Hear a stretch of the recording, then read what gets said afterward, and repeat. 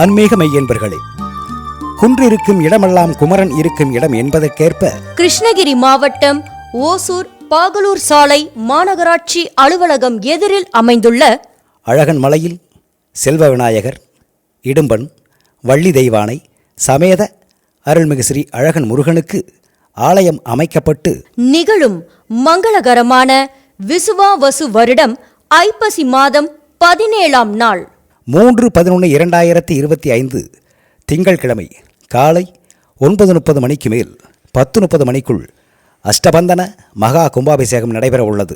அது சமயம் ஆன்மீக அன்பர்களும் பக்த கோடி பெருமக்களும் கலந்து கொண்டு எல்லாம் வல்ல முருகப்பெருமானின் திருவருள் பெற அன்புடன் அழைக்கின்றோம்.